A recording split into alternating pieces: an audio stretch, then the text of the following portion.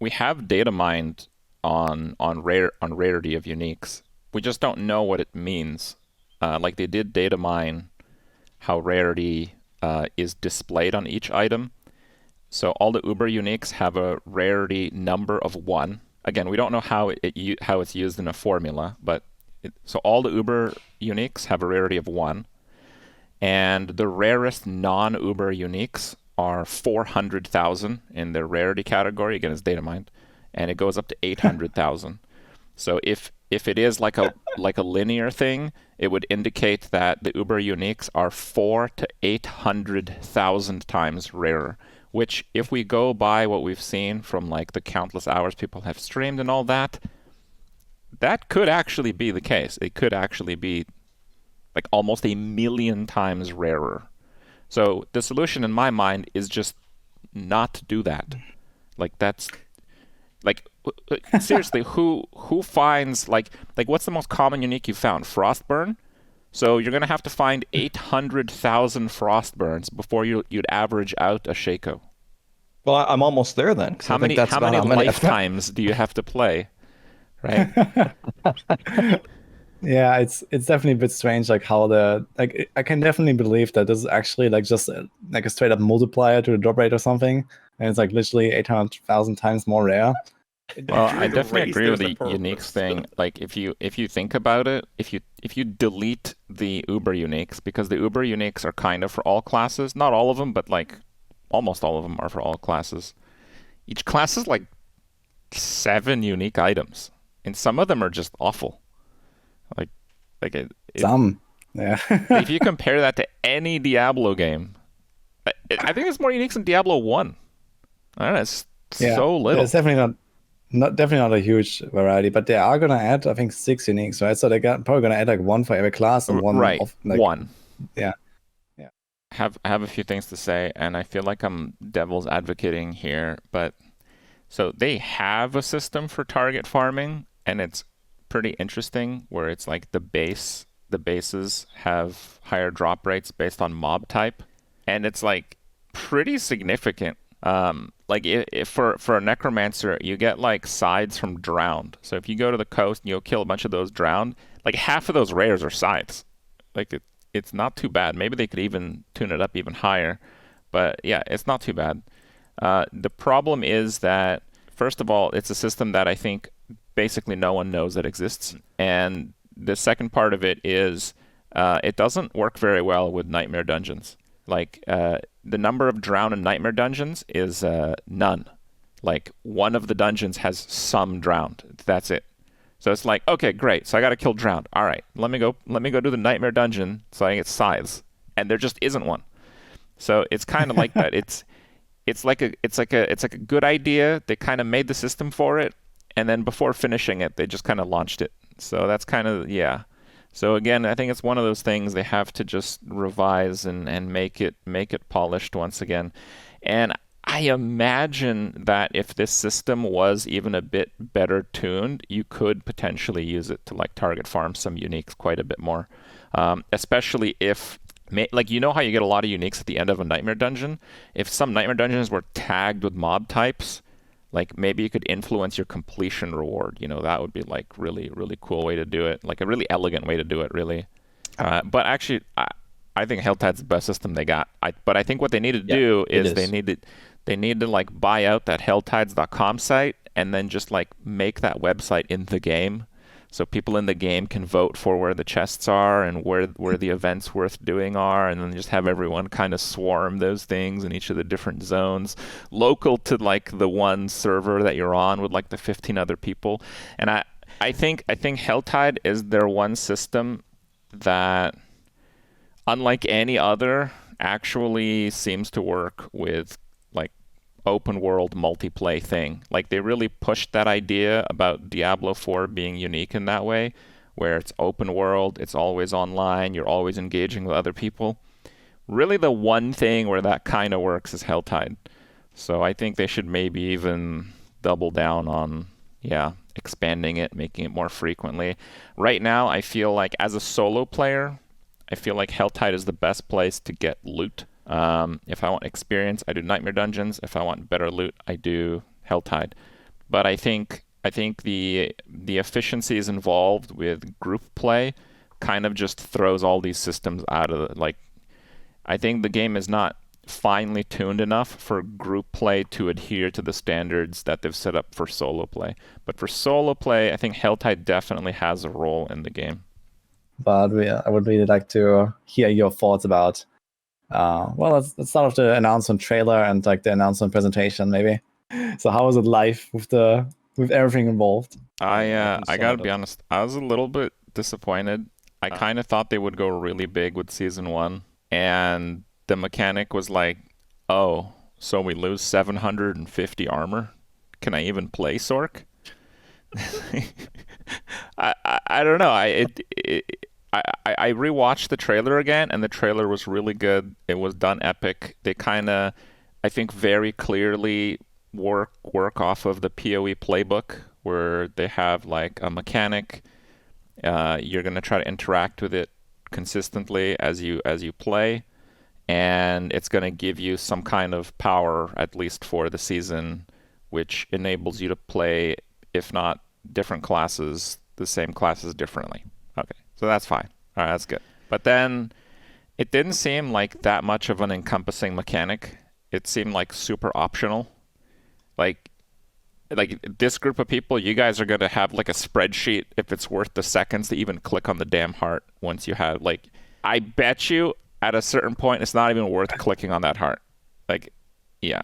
So it's really hard to be like wowed by that. I was expecting them to go a lot bigger for like a season mechanic. I was also really shocked when they said that it's definitely not going in the main game. I'm like, why not? Like, if they're going by the PoE playbook, the first few leagues that PoE had, well, they definitely went in the main game because there weren't a whole lot of mechanics in the main game, which I feel is exactly where we're at with Diablo IV right now. Yeah. So, like, why not? Why is that written off already? I think they should have just tackled a different thing. Like, I think it should have been much more of a focus on tackling like endgame issues. And there's ways to do that with, slightly pre-endgame stuff. I don't know. Like, I'm just throwing out, if they did like an Uber Helltide or something like that as the mechanic, you could have like Uber Helltide in World Tier 3 that would just give you like half season rewards or something like that. I don't think it has to be like a mechanic that you engage with at like level 1. Because, like, let's be honest, 1 to 50 is not, even for a new player, I don't think is really that big of a stretch in terms of the time they put into the game. I don't know.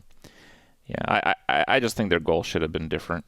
I got to be real here, though. Like, I don't think there's any amount of excitement that's going to do it for me, considering, for Sork anyway, and maybe a few other classes, considering that you're losing 750 armor, and that they said they're not addressing armor and resist until Season 2.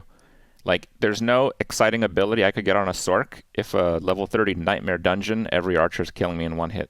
Like, there's no wow factor if I'm just dying every archer hit in like Nightmare Dungeon 30. Like, 750 armor is so much, because the way armor works, just for those watching, I'm sure you guys know, it's like if you just wear gear, you have like nothing, and then like anything over wearing gear is totally crazy. So when you take 750 out of that, I don't even know. Like, can you even get like 40% reduction on a Sork anymore with like minus 750 base? It's like taking off your legs. Like,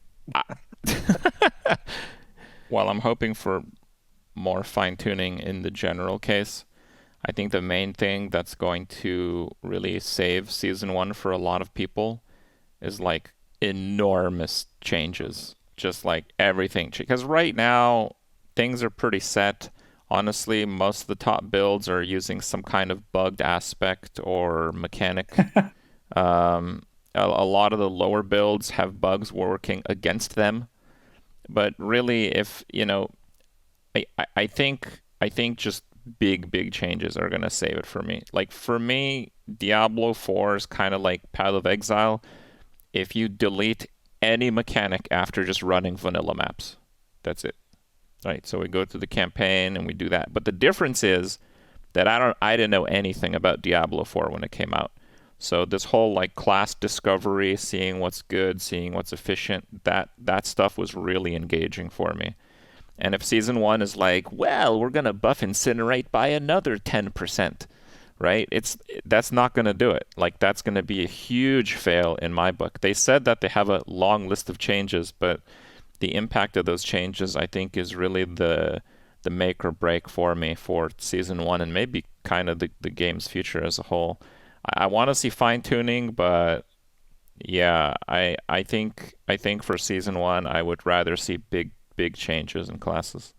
Well, I think it's maybe fitting to talk about the fact that Blizzard kind of invented the season system in Diablo 2, and I was actually one of my most hyped moments when the first Diablo 2 season came out, because in Diablo 2 respecking is not very easy, so you always want to kind of there was no respec at that time, by the way. It didn't exist. Yeah. The whole talk to Anya, or it's none of that.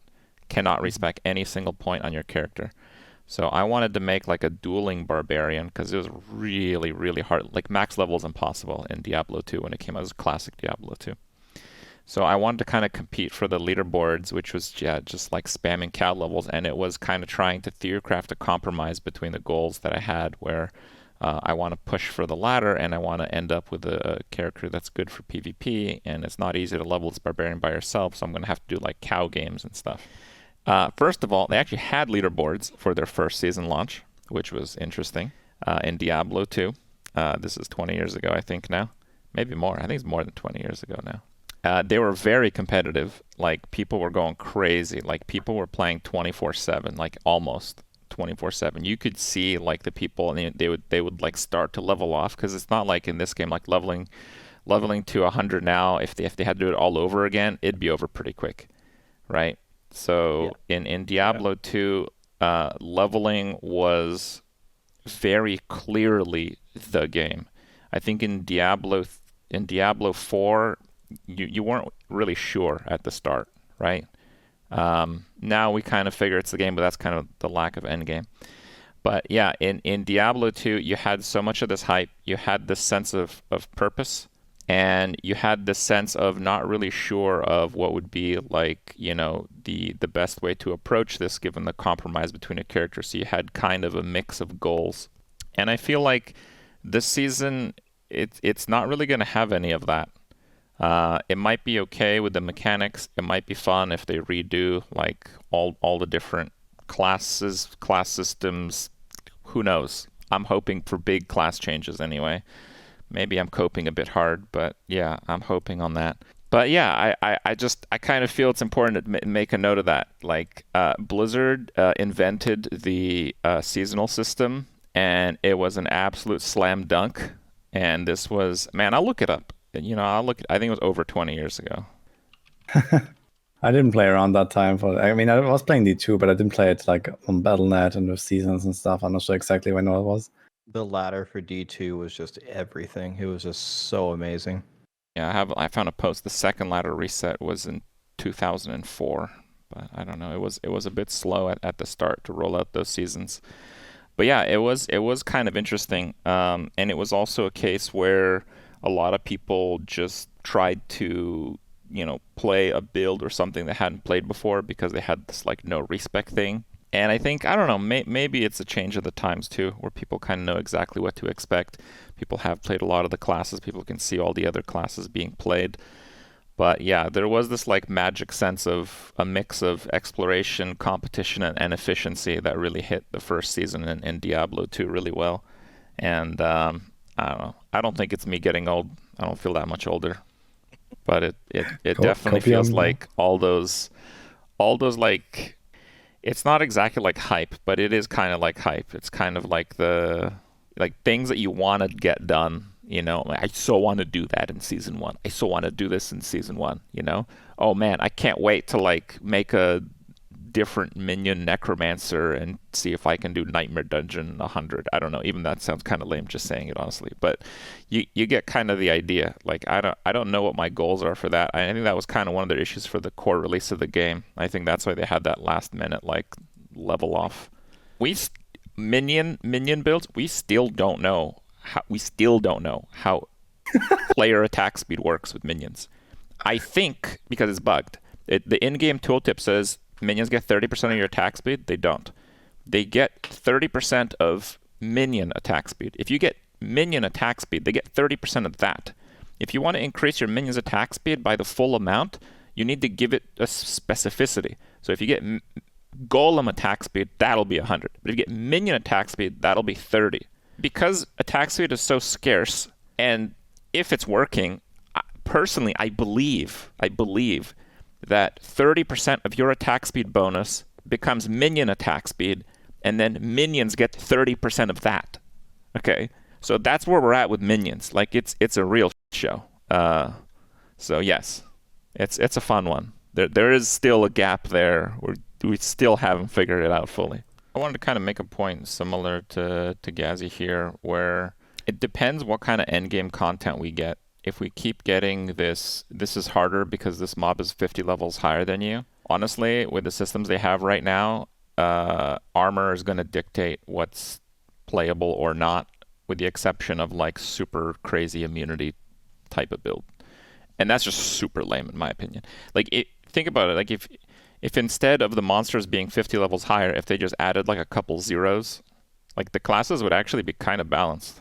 Like a lot more so anyway.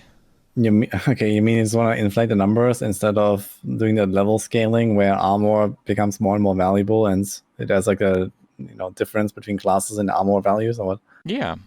All right, Ghazzy, content idea. Okay, content idea. Now that we know how minions almost scale in most cases, minion druid.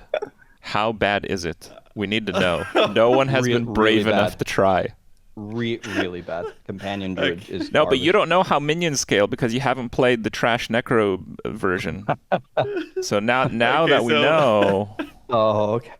It's gonna revolutionize it. So I talked to Shroud about that, and he took it upon himself to make it work. Oh boy. Yeah, no. No. It's super dog.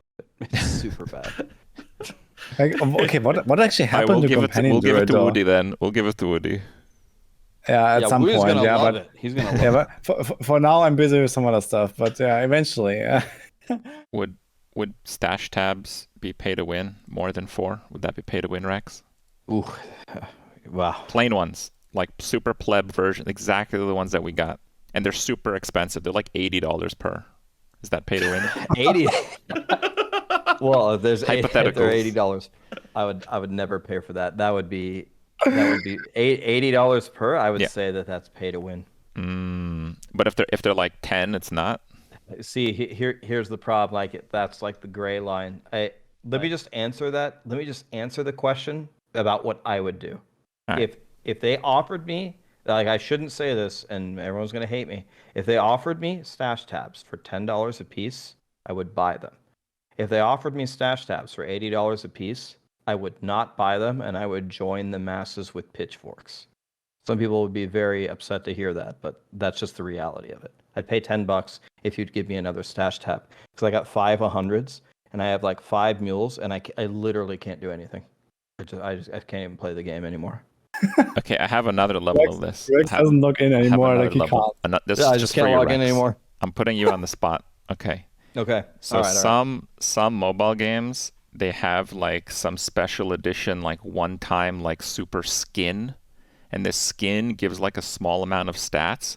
And in one case that I know for sure, the skin cost like $1,000. So now back to the question: what if the extra stash tab costs $1,000 for one stash tab, the same as we have? I wouldn't even pay 80. So I'm not. Right, but is that pay to win? Is it because it's going to be like not that many people? Yeah, you paid for an advantage. That's pay to win. Yeah. Yes. Okay. All right. Some guy paid $1,000 and he can have 6 100s and I can only have 5. That's pay to win. I also want to bring up the fact that in Diablo 2, we also didn't have enough stash space, especially in Classic. But there's one very key difference here. Before you hovered your mouse over the items, they goddamn look different. You kind of know what each one of them was, or most of them anyway. Like uniques, like they looked very different than one another, especially. And even though there were so many uniques, unlike Diablo 4, You could just like log in a mule and just like, oh yeah, this item, bam, done. It's crazy how inefficient the inventory system as a whole is in D4. I'm actually surprised they launched with it. Wait, someone says there was an SOJ in the very first BlizzCon demo, like in 2019 or what? I feel bait and switched. Time to refund. Wow, okay. Like, what did it do? What did this SOJ do, guys? That'd be interesting. I Did it even played the happen, in first fact? BlizzCon beta. It wasn't bad. It was mostly like getting a feel for the characters. My take on it was like, yeah, the characters feel well, especially Druid, like shape-shifting during the attack's really good. But the one thing I really hate is like the forced cutscenes. So we kept the good gameplay part, and then we multiplied the forced cutscenes by like 100. Yeah. So, Kripp, I have a question for you. If they introduced Stone of Jordan, do you feel that the correct rarity would be the drop rate of a Shaco divided by 400,000 for the next tier? I think if they introduce the Stone of Jordan, they should just make like level 100 Nightmare Sigil, just drop it as a reward. I think the one person that plays that the one time it ever drops, they should be the next Uber boss. Like Potato Man 420 from New York got it. He's the next Uber boss, and the Stone of Jordan just makes him a god. What if they do it like the Magic the Gathering thing? Like there's literally only one Stone of Jordan, and like the first one to find it, it's a 1 of 1. Doesn't drop after that. Wait, that's a thing? Yes. 5 minutes later, the count's up Unfortunately. on Amazon. What is that? That's crazy. It's in the trading card game scene. They're starting to make like limited edition cards, and it's gotten to the point where they're making 1 of 1. So literally a singular version of one card, and it's like randomly in the pack. They're kind of like jackpot cards. So Magic the Gathering did that with a notable one recently, which is like a collab with the One Ring from Lord of the Rings. Yeah, okay, I guess in that case, like grinding out that Chaco definitely sounds much more appealing. So, like, at least I have a chance to get it. Like, wow. Corpa, write that down. I mean, if they do like there's only 10 of these that can ever be found type of thing in Diablo 4, that would actually be pretty hype. I almost want them to do that, even though I hate it. Like it would be the hype. It'd be like a magic it could find be like a race. seasonal thing, right? There could be like this one like super elusive, like seasonal, unique drop that's, I mean, it has to be like very universal, right? That it kind of like fits any build and stuff like that. Count bound minion stats. It was nice chatting with you guys. Nice to meet you, Ghazzy. Yeah, likewise. I don't think I've ever talked to Kripp either. Wow. Not directly. Woody, I talk to you all the time. A lot of my relationships have to do with watching other people's YouTube videos and picking up on the fact that they've watched mine that I made a few days before. So it's like this broken version of communication, but it's also fun because you have to decipher and read between the lines. Is that a jab on me or? It's not a jab on anyone. Absolutely. Jab It's on very everybody. much reality. I mean, Jab on everybody.